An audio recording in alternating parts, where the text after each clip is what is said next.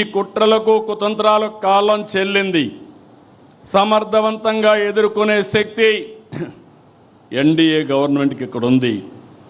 ఇంకొక పక్కన మీరు చూస్తే ఆ పార్టీకి ఒక ఓసీడీ పట్టుకునింది. నేను మామూలుగా చెప్పడం లేదు ఈ మాట. అబ్సెసివ్ కంపల్సివ్ డిజార్డర్, ఇది ఒక వ్యాధి. ఆ వ్యాధిని అందరికీ అంటగట్టడానికి చూస్తున్నాడు పార్టీ మొత్తం. అబ్సెసివ్ కంపల్సివ్ డిజార్డర్ అది ఈరోజు క్రెడిట్ చోరీ డిజార్డర్గా కూడా తయారీ. అందులో భాగమే ఇది. మీరు అందరూ అనుకుంటున్నారు ఒక జబ్బు ఉండే వ్యక్తి, చాలామందికి మెంటల్ ఇల్నెస్ వస్తూ ఉంది. ఇప్పుడు ఆ మెంటల్ ఇల్నెస్లో భాగమే ఓసీడీ. అలాంటి వాళ్ళకు ఏది పట్టుకుంటే అదే, దేన్ని లెక్క పెట్టుకోరు. వాళ్ళ ఆశయాలకు అడ్డంగా ఎవరైనా వస్తే ఎంతకన్నా తెగాయించే పరిస్థితి వస్తుంది. వాళ్ళని ఇదే మరిగా మనం వదిలేస్తే, ఇప్పుడు జరిగిన సంఘటనలు కూడా మనం గుర్తుపెట్టుకోవాలి. మనం వదిలిపెడితే దేశానికి స్వాతంత్రం తేవడానికి మేమే ఆలోచించామని కూడా చెప్తారు. అది నమ్మతారని కాదు, వాళ్ళ మనస్తత్వం. ఇంకో పక్క మీరు గుర్తుపెట్టుకోవాలి, సింధూరుకు కూడా డ్రోన్ ఆలోచన నేనే ఇచ్చానని చెప్పే పరిస్థితికి వస్తారు. ఫేక్ ప్రచారంతో ఒక పటిష్టమైనటువంటి యంత్రాంగాన్ని ఎస్టాబ్లిష్ చేశారు. వీళ్ళు మాట్లాడతారు, వాళ్ళ పేపర్లో పబ్లిసైజ్ చేస్తారు, సోషల్ మీడియాలో విస్తృతంగా ఈ ఫేక్ ప్రచారాన్ని చేసి కడాన మనకు కూడా అనుమానం వస్తుంది, ఏంట్రా ఏమైనా జరిగిపోయిందా అని. ఆ పరిస్థితి తెస్తారు. మీరు చూడండి, పదే పదే ఎందుకు చెప్తున్నానంటే, నేనే ముఖ్యమంత్రి, బాబాయ్ హత్య, వివేకానంద రెడ్డి. నిద్రలేశాను, న్యూస్ వచ్చింది సాక్షిలో, వివేకానంద రెడ్డి గారు చనిపోయారు.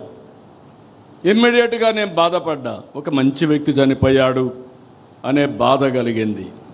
నా పక్కన ఐజీ ఇంటెలిజెన్స్ ఉన్నాడు, డీజీపీ ఉన్నాడు, సీఎంఓ ఉంది, ఎమ్మెల్యేలు ఉన్నారు, ఎంపీలు ఉన్నారు, మంత్రులు ఉన్నారు, హోమ్ మినిస్టర్ ఉన్నారు. ఎవరు కూడా నాకు బ్రీఫ్ చేయలేకపోయారు, బిజీగా ఉన్నాం. ఆయన కూతురు ఆ రోజు అడిగింది, ఇది కేస్ స్టడీ మాత్రం మీకు అందరికీ. కూతురు అడిగింది, నాకు అనుమానం ఉంది, ముందు పోస్ట్ మార్టం చేయాలంటే అప్పుడు పోస్ట్ మార్టానికి పంపించాం. పోలీసుల్ని పెట్టుకొని సాక్ష్యాలు తారుమారు చేశారంటే, సాక్ష్యాలు లేకుండా చేశారంటే ఎలాంటి వాళ్ళో మీరు గుర్తుపెట్టుకోవాలి.